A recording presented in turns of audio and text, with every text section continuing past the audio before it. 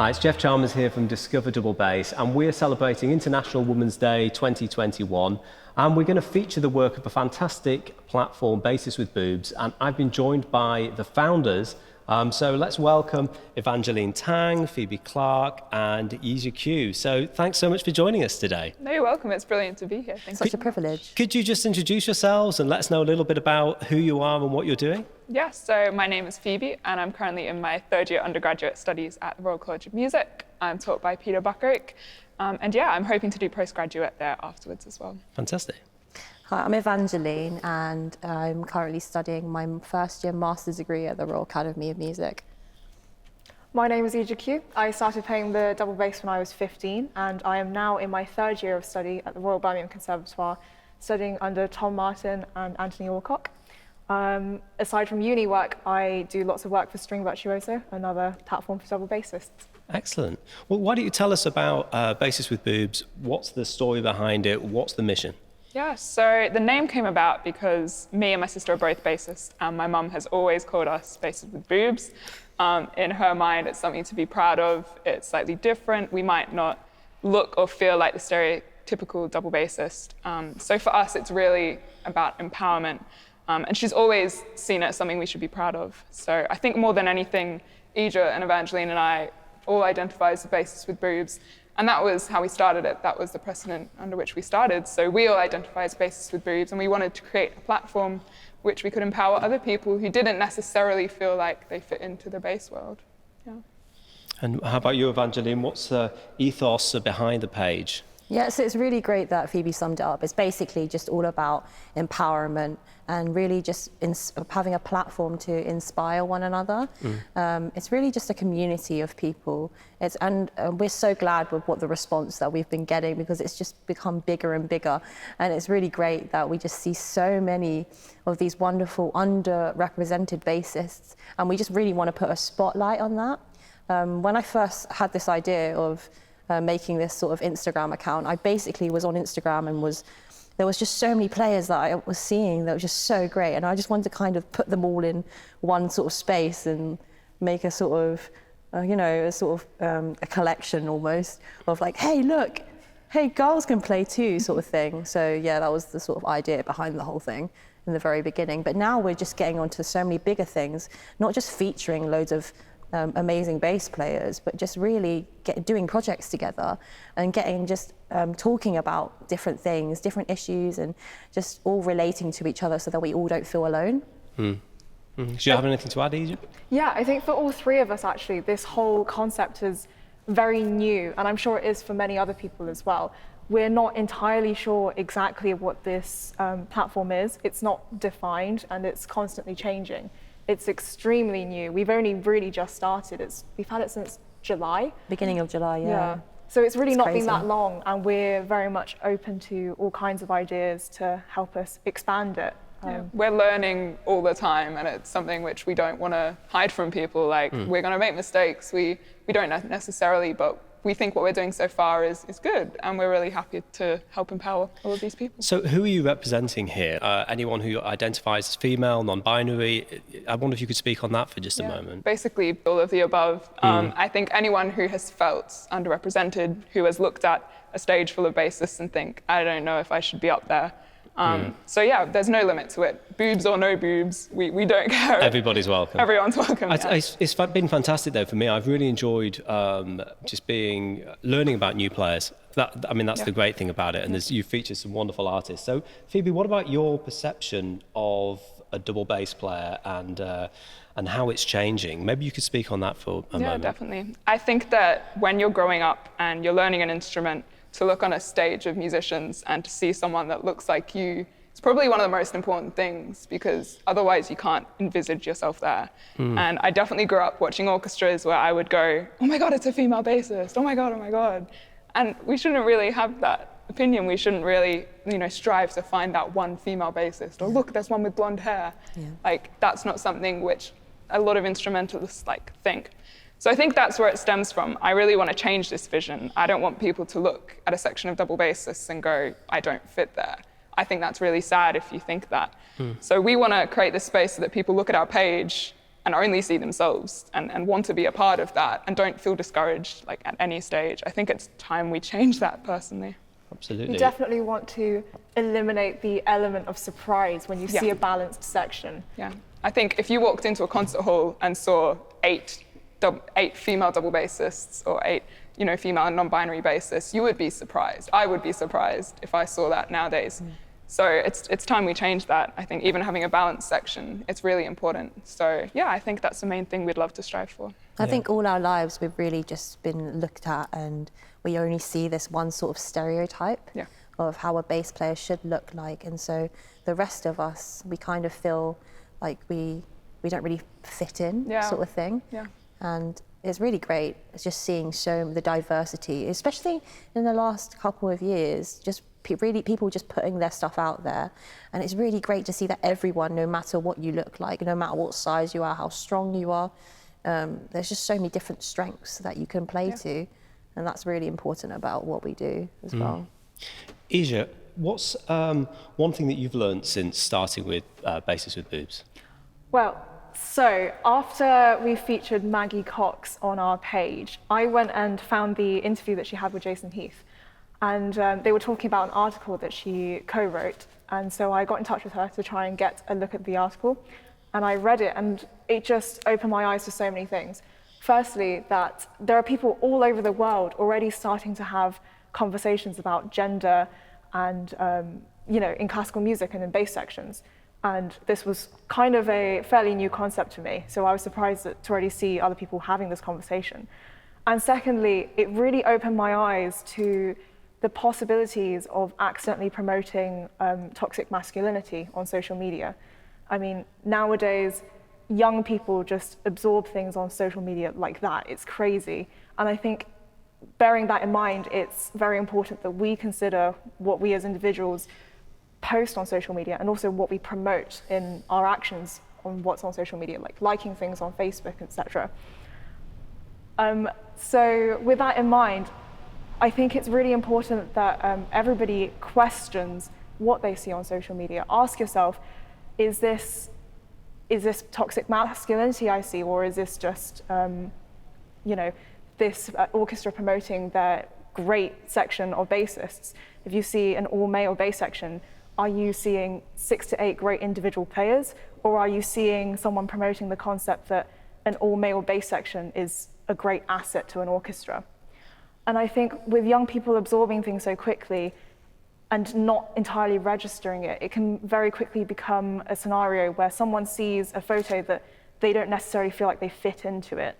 And then seeing that kind of content over and over again, they can develop a subconscious idea that they cannot and never will fit into that picture or scenario. And I think that's something that we've got to take on board as people who have the power to post things and react to things. Yeah. So I would love to ask everybody to just consider thinking about things before you post them and how you react to things. Really question what you see and ask yourself, does it have the potential of ruining a young person's perception of whether or not they could fit into something that's great, like a really strong bass section? So Evangeline, if we go to you for a moment, what do you think the importance is of having this online presence? Maybe you could speak a little bit about the responsibilities that come with that. And So as like you just said, how everything that we post is, we have to be careful about everything that goes on online, because like you said, all the kids that go on to Instagram or Facebook or YouTube, everything is what represents the bass world. It's not the bass world. It's not just the word of done by the word of mouth anymore. As you know, all the great players, you'd always normally how it would be done is you would talk to your teachers or you would talk to your bass player friends, and back in the time before the internet, you would know about bass history that kind of way, and you would know about the greats. You would know what recordings to kind of listen to. Whereas nowadays, kids just really absorb everything from the internet, and not just the kids, but all generations of bassists. It's all now done via YouTube, via Facebook, and now this mass thing of Instagram. I mean, even during the pandemic, after the pandemic, there's been a massive rise of just so much content because everyone's kind of stuck at home and everyone's in the same sort of situation where they put their phone out and they just record a video because we've got nothing else to do. We are culprits of that as well. Yeah, the three of us. I mean, as you know, we've all got practice accounts. It's a really different world now from what it was before. And there are specific, let's say, internet famous stars now, whether the playing be good or bad or whatever it is, that's what the kids are seeing and that's what they represent. And I feel like kind of as being underrepresented bass players of all genders and if you're of colour, and we kind of feel that kind of barrier to kind of post that kind of stuff. It's just the same with, let's take, for example, the example of soloists. So in the past, you always see, well, even when I grew up, even though I had many people of colour and different genders that were my teachers and, you know, professionals that I grew up with seeing, I didn't really see that in much of the solo world. It was still the same sort of box of players, the big, strong male, you know, and yeah, it's crazy that we have so much influence in that now. Like for example, like with these guys, their practice accounts, I literally see girls and other people always mentioning their names, and it's like bigger than it's ever been before. Just this sharing of information is crazy because we get to be so educated about all these different types of playing and all these different schools of playing, and it's really important that we see the representation. Yeah. I think it's also very important that you recognise the younger audience, the young bassists, up-and-coming bassists of our time probably, their ability to absorb things right now is huge, and they are such a malleable group of people. What we do now massively influence how they view the bass world in the future and what the bass world is going to look like in the future. So with that in mind, we have to be so careful about how we guide people. Yeah, definitely. So for people watching at home, I mean, what can they do to help support underrepresented groups and create a more inclusive community within the double bass world? I think one of the main things is just supporting people, and every time you hear someone play and they don't necessarily look too sure about if it went well or not, it's telling them how amazing they sound. It's telling them they're great, that they're going to go far, that they should believe in themselves. We can't encourage people to stop or put down the bass. We can't put down people because you're not going to want to continue playing something. I think the hardest thing and the reason why we still don't see a lot of women in mainstream orchestras or sections is that they're just not confident enough to go to the auditions or put themselves in that place. They don't feel like it's the place for them. So we really want to change that. You know, we want to tell them, you know, you can be confident. You sound good, and if you don't get into that orchestra, go for another one. You know, it's possible. So yeah, I think the main thing is just supporting people. I think I want to add to that, and actually, it's not just supporting individual people. When you see a photo posted on Facebook or anywhere online where you see a balanced section, something that you think is great for the future, support it. Yeah. We don't necessarily want to point a finger at situations that we view as holding back what we're trying to do.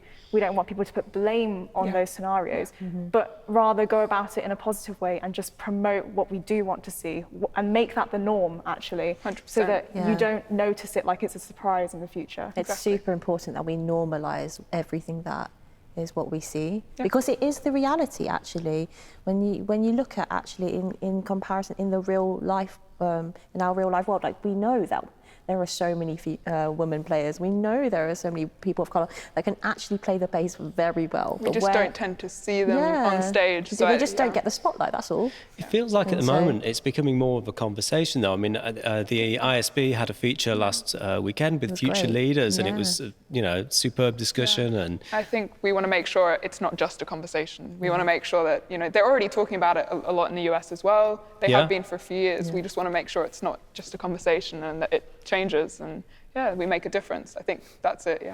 And even actions don't have to be huge. It could be as simple as a like on Facebook, and that could make a whole world's difference, really. Difference. Okay, so let's just wrap up. Could you tell us about the future for Bassists with Boobs?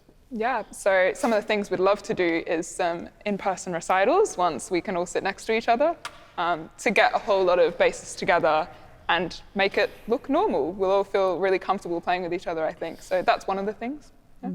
I think we want to do a lot more, like Phoebe said, in-person events. We can't wait to do even the stuff that we've been doing online, the future projects that we got lined up.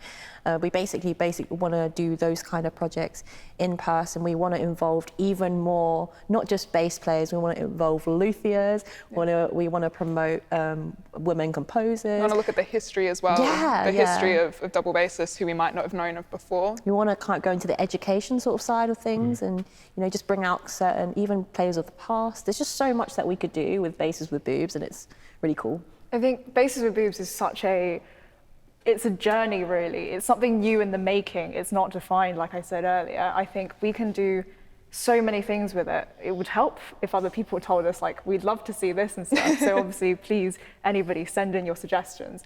Yeah. But the possibilities are endless, and we can't wait to find out what it becomes, really. Yeah. We don't know what the future holds. We're so excited. Yeah. I think that we'd also love to do maybe some Zoom calls because obviously this isn't just happening in the UK, it's happening everywhere. So to do some Zoom calls and try and get people from everywhere. Talking. Maybe a Facebook page where people can chat, because our Instagram is very much, us posting stuff and people commenting. So we'd love something where people can post stuff themselves. Yeah, at the moment we're kind of only reaching the more younger generation through Instagram. So we really want to reach into, especially the older generation. We know that most of the older generation are more YouTube, Facebook. So we really want to have that conversation talking and just be like, hi, we can play. Well, thank you so much today for coming up and sharing your work. I've just been following along and really enjoying it, and really just enjoying discovering new music through your page, and it's fantastic what you're doing, so thank you so much. I think we're going to wrap things up here, but we do have a performance featuring all three of you coming up that we're going to cut to in just a moment, so stay tuned for that. But I'd just like to thank you, Yijia, Evangeline and Phoebe, for coming today. It's been wonderful to have you. Thank you so much. Thank you so much. Thank you. Thank you very much for having us.